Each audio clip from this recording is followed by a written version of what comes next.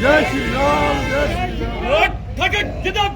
जिंदाबाद जिंदाबाद जिंदाबाद जिंदाबाद जिंदाबाद जिंदाबाद। मंच पर विराजमान पूर्व मंत्री रहे हमारे देश सहयोगी श्री वीरेंद्र कंवर जी,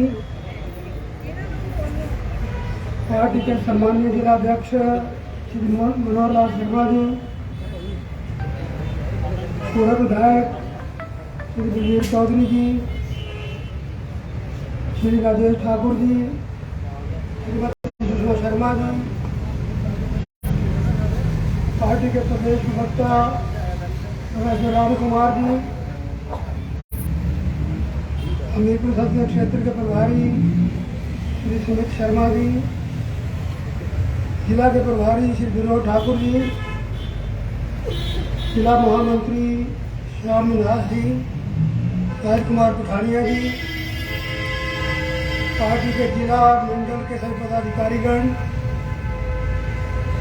पंचायती राज संस्थाओं के चुने हुए प्रतिनिधि, नगर निकाय के चुने हुए प्रतिनिधि,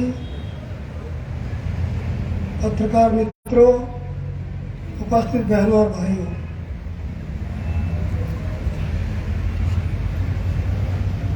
सरकार को बने अभी 3 महीने हुए और 3 महीने में ही अगर सारे प्रदेश में जन आक्रोश रैली सरकार के खिलाफ हो रही हो तो अंदाजा लगाया जा सकता है सरकार कैसा काम कर रही है। आक्रोश रैली में आए हो तो जोश में भी आ जाओ। आप इतनी बड़ी संख्या में आए, एक बार जोरदार ताली अपने लिए, जिसको 2 हाथ में ऐसा भी जाए।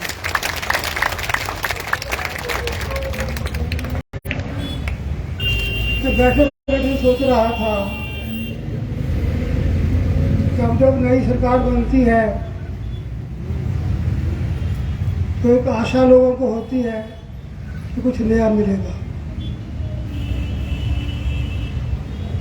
मैंने सोचा इन पर टिप्पणी करने से पहले खुद देखूं हमने क्या किया था। 1998 में पहली बार गठबंधन की सरकार बनी तो हमने पहला निर्णय किया था कि जो सैकड़ों कर्मचारी राजनीतिक आधार पर सारे हिमाचल प्रदेश में सस्पेंड हुए थे, अपनी कुर्सी पर बैठने से पहले निर्णय लिया कि उन सबको बहाल कर दिया जाएगा ताकि उनको तनख्वाह भी मिल सके और सारे एरियर भी दिए थे। 2007 में सरकार बनी, कर्मचारियों ने बाहरी स्वागत किया। वहाँ पहली घोषणा थी कि मजदूर की दिहाड़ी 75 रुपये से बढ़ाकर 100 रुपये की जाती है।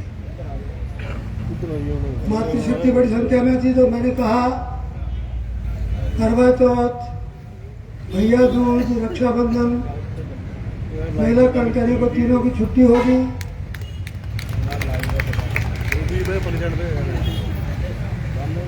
मर्द ताली नहीं बजा रहे,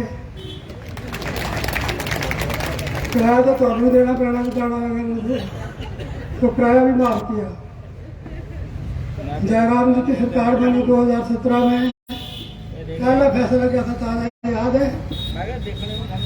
बुजुर्गों को जो 80 साल की उम्र में जाके पेंशन मिलती थी उसका पहले दिन ही कहा 70 की उम्र में तो पेंशन मिलनी शुरू हो जाएगी।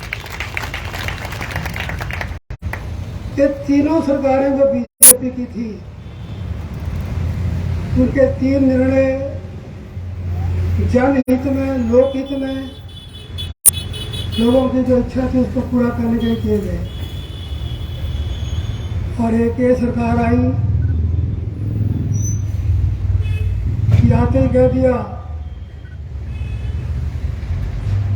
कि जो भी 1 अप्रैल 2022 के बाद संस्थान खुले वो सब डी नोटिफाई। क्या आखिरी साल सरकार का काम का होता ही नहीं? क्या संविधान में प्रावधान किया जाए कि जो आखिरी साल होगा उसमें ना कोई बजट होगा, ना कोई संस्था खुलेगी, ना कोई काम होगा? ये क्या सोच है? कमीशन बिठाते, जांच करवाते,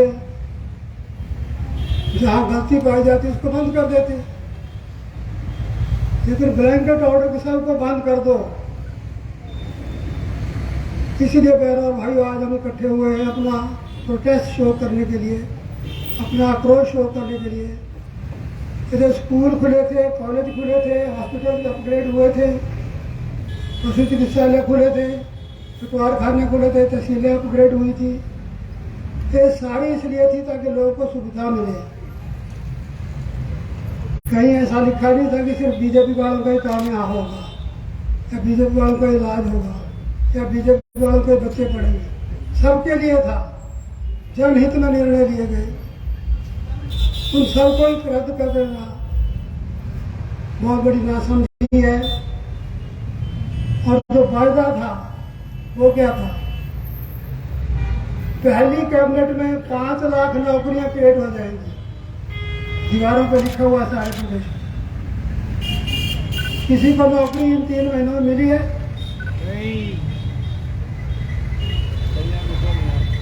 1500 रुपए की बात जो कमर साल करके गए। कुछ कैंडिडेट्स मेरे पास आए, कहने लगे सर हमारे तो चुनाव क्षेत्र में चुनाव के दिनों में 1500 रुपये पैसे उनके खाते में डाल दिए महिलाओं के, और जिसके खाते में 1500 आ गया वो प्रचार करती फिरी, मेरे तो 1500 आ गए। तो एक बार आ गया, मुड़ के नहीं आ गए। तो इस तरह का दुष्प्रचार हमेशा करते हैं। आपको याद होगा 2003 में कहा था हर घर से एक नौजवान को रोजगार देंगे। रजिस्टर लगा था,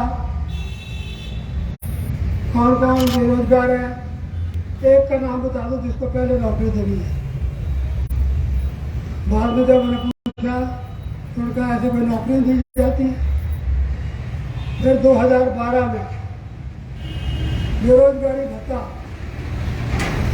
मुझे भी हमारी पार्टी वाले कहते हैं उनका तनख्वाह देनी मुश्किल होती है, बेरोजगारी भत्ता कहाँ से देंगे। कांग्रेस ने कहा, लिस्टें बनाई, और फिर हमने 2017 में विधानसभा में पूछा। वीरभद्र जी मुख्यमंत्री थे, मैंने पूछा कितने लोगों को बेरोजगारी भत्ता दिया। कहते ये कहाँ संभव है बेरोजगारी भत्ता, किसी को भी नहीं दिया, आपने सोचा ही नहीं। तो इस तरह के झूठे वायदे करके लोगों को गुमराह करते हैं। एक तुलना मेरे मस्तिष्क में और चल रही थी, तो सोच रहा था कि बीजेपी की सरकार देने वाली सरकार है, चाहे केंद्र में हो चाहे प्रदेश में हो। अटल बिहारी वाजपेयी जी प्रधानमंत्री थे, मनाली में आए हुए थे। मैंने उन्हें कहा अटल जी हमारी फौज में भर्ती कम हो गई, कि आबादी के आधार पर भर्ती होती है, हमारी आबादी के हिसाब से 0.6% को भर्ती किया जाता है, तो हमें इंडस्ट्रियल पैकेज दीजिए, औद्योगिक पैकेज। 1 दिसंबर 2002 को अटल जी सोलन आए और वहाँ उन्होंने घोषणा की कि जम्मू कश्मीर, हिमाचल प्रदेश और उत्तराखंड 3 राज्यों को मैं औद्योगिक पैकेज देता हूँ। 10 साल तक कोई टैक्स नहीं लगेगा, सारी इंडस्ट्री यहाँ आ सकती है। और आपने देखा उद्योग आए। मोदी जी तब मुख्यमंत्री थे गुजरात के। गुजरात का जो टेक्सटाइल के उद्योग था उसके 400 यूनिट बद्दी में आ गया। सूरत के बाद भारत में दूसरा स्थान बद्दी का हो गया। मोदी जी ने कहा कि धूमल जी आपने अटल जी को बना लिया, लेकिन अब मैं विरोध भी नहीं कर सकता, तुम्हारा कैसे विरोध करूँ। हमने कहा हिमाचल भी आपका ही है, तो टेक्सटाइल इंडस्ट्री लगी, दवाइयों का उद्योग, विश्व भर में दवाइयों के योग के कारण भारत को जाना जाता है, और भारत में हिमाचल में गद्दी रोटी वाला। कोरोना की बीमारी के टाइम पे जो काम यहाँ के उद्योग ने किया तो सराहनीय है।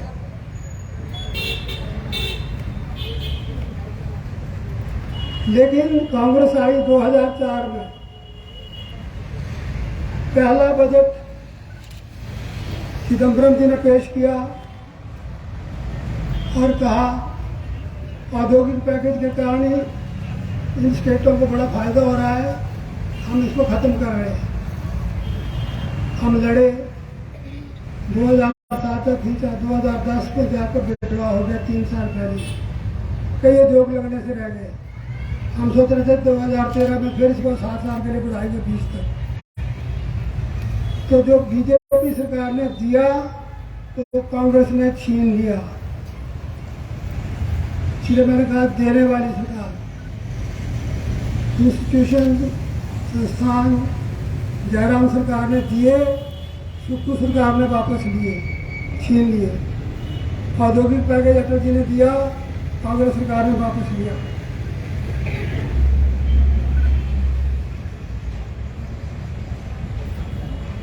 बात आपको शायद पुरानी लगती होगी, लेकिन ऊना जिला ही नहीं, सारा हिमाचल वहाँ के चैनलाइजेशन को भूल नहीं सकता। मैं लोकसभा में सदस्य था, एक बार फ्लड आया, डीसी के रेजिडेंस में पानी आ गया था ऊना में। मैंने जब पार्लियामेंट में उठाया तो शिवराज पाटिल डिप्टी स्पीकर थे, उन्होंने कहा आपके यहाँ कहाँ फ्लड आता है? फिर क्या डीसी के घर में आ गया है ऊना में। उसमें तो कुछ नहीं हुआ, लेकिन जब सरकार हमारी बनी 1998 में, तो मुझे याद है 15 अप्रैल 2000 को स्लो में पहला शिलान्यास आकर हमने किया था चैनलाइजेशन।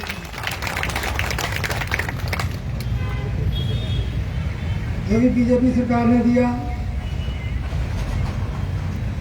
1973 में 23 जनवरी को नारायण सिंह राष्ट्रपति तब हमारे सांसद होते थे, ललित नारायण मिश्रा जी रेल मंत्री थे, तो अंब में आकर नंगल तलवाड़ा रेलवे लाइन का शिलान्यास कर गए थे। 73 में 89 में मैं एमपी बना, तब लाइन ऊना तक पहुंची नहीं थी। रायपुर महतपुर, मैंने समझा राय साहब कोई हो गया, तो रायपुर का नाम राय साहब महतपुर कर दिया। काम को तेज करवाया, बीपी सिंह सरकार को हमारा समर्थन था। 11 जनवरी 1991 को पहली बार ट्रेन हिमाचल प्रदेश में आई और ऊना में उसका ठहराव हुआ। जनार्दन मिश्रा जी हमारे रेल मंत्री थे, उन्होंने उद्घाटन किया। उनकी उस दिन पिटीशन लगी थी डिस्क्वालीफाई होने के लिए कि उन्होंने दर बदल किया है। उन्होंने लेने के लिए गया तो मिश्रा जी बड़े डरे हुए, उन्होंने कहा यार मेरी तो पता नहीं मेंबरशिप भी चली जानी। मैंने कहा मेरे साथ आप हिमाचल चलो, देवभूमि जाओगे तो पक्षे जाओगे। हुआ वही, वो यहाँ आए, उद्घाटन किया, वापस दिल्ली गए तो उनकी मेंबरशिप बाहर रही, उनको यहाँ पर फैसला हो गया। मई 1991 में फिर कांग्रेस सरकार बनी तो रेलवे लाइन का काम बंद हो गया, सबको पता है, आज कार्यकर्ता बैठे हैं। 1998 में जब अटल बिहारी वाजपेयी जी की सरकार बनी, नीतीश कुमार जी रेल मंत्री बने, मैं यहाँ मुख्यमंत्री था, तो उनको लेके आया, यहाँ ऊना के स्टेशन पर बैठे, यही मीटिंग की और जो जो कहा उन्होंने माना, और फिर ऊना से आगे फिर रेलवे लाइन का काम शुरू हुआ। आज सारे हिमाचल का एरिया जितना इस लाइन पर पड़ता है रेलवे लाइन बन गई है। 12 या 13 ट्रेन चल रही हैं और मोदी जी ने अब तो आपको, अब अगर कोई ताली नहीं बजाएगा तो उसके हाथ में एक ही रहेगा, वंदे भारत भी दिया मोदी ने, यहाँ आकर आपको दिया था तोहफा। तो बीजेपी की सरकार जब जब सत्ता में आई, चाहे केंद्र में आई चाहे प्रदेश में आई, हमने दिया ही दिया है और कांग्रेस ने छीना ही छीना है। एक हमें दर्जा मिला था स्पेशल कैटेगरी स्टेट का। स्पेशल कैटेगरी क्या है? विशेष श्रेणी के राज्य का दर्जा। अगर हमें 100 रुपया केंद्र से मिलता है तो बाकी राज्यों को 60-70 रुपये वापस करने पड़ते हैं। हम स्पेशल कैटेगरी में थे तो हमें सिर्फ 10 रुपये वापस करने पड़ते थे। 90 रुपये ग्रांट, 10 रुपये करना। लेकिन कांग्रेस सरकार ने 2004 में वो भी छीन लिया। और आप हैरान होंगे सुनकर कि कांग्रेस सरकार सत्ता में थी, यहाँ पर उन्होंने कोई प्रयास नहीं किया। 2014 में मोदी जी प्रधानमंत्री बने, उन्होंने एक कमेटी बनाई शिवराज चौहान जी की अध्यक्षता में, जिनका केस स्टडी करो जम्मू कश्मीर, हिमाचल, उत्तराखंड। शिवराज चौहान कमेटी ने रिपोर्ट किया कि इनको दर्जा मिलना चाहिए, तो दर्जा मिल गया, लेटर आ गई। लेकिन कांग्रेस सरकार ने इतनी हिम्मत भी नहीं दिखाई कि सच को विधानसभा को बता दें। कुछ ऑफिसर्स ने वो लेटर की कॉपी मुझे दे दी कि ये बहुत बड़ा काम हो गया है। मैंने क्वेश्चन किया था बीबा जी का, हाँ, मेरे कहा धन्यवाद प्रस्ताव पास करो।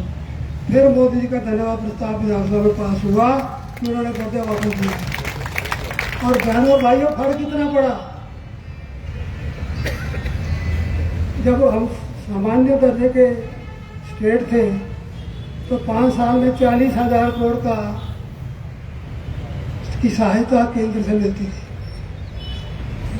और जब स्पेशल कैटेगरी में आ गए तो 40,000 करोड़ बढ़ के 72,000 करोड़ रुपया हो गए। अभी कंवर साहब कह रहे थे कि उनके लिए जो योजना हुई, जो स्वीकृति मिली, सब इनके प्रयास से, लेकिन 9 करोड़ की कोई घोषणा कर गए। आपने एक और खबर भी पढ़ी होगी, राम कुमार जी ने जिक्र किया होगा शायद, बल्क ड्रग पार्क का। एक बार ताली राम कुमार इसके लिए जोर की लगाओ।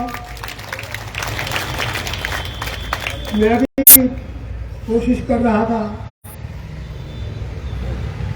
और राव जी कहें जमीन नहीं मिल रही, तो जो प्राइवेट लैंड एक्वायर करना था, उसको एक्वायर करने के लिए दिन रात एक काम कर दिया प्रोफेसर राम कुमार ने, तब वो ड्रग पार्क मिला।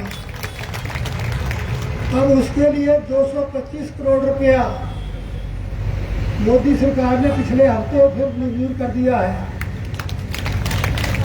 अब ऑटोमेटिकली केंद्र सरकार दे रही है, भारतीय जनता पार्टी की सरकार है, और यहाँ घोषणा करते हुए कि हम अपने प्रयत्न से ले आए। देने वाला कोई और है, वहां से आ रहा है, प्रयत्न इनके हो रहे हैं। यहाँ पे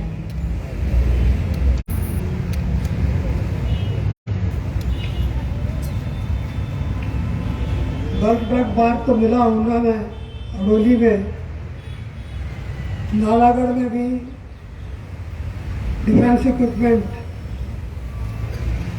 रक्षा के संबंध में जो शस्त्र बनते हैं वो बनने कारखाना लगा।